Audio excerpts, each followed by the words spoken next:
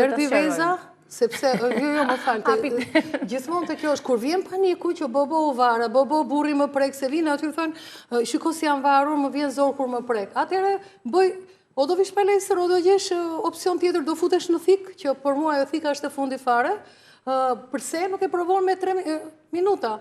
Njëriu duke provuar dhe duke parë suksesin dhe rezultatin, do të shtyjet vetë për këtë. Dhe kjo nuk ka moshë. Si mbas moshës, aq fuqike, do ta bësh 3 sekonda, do ta bësh 5 minuta, një herë e bën qerekore.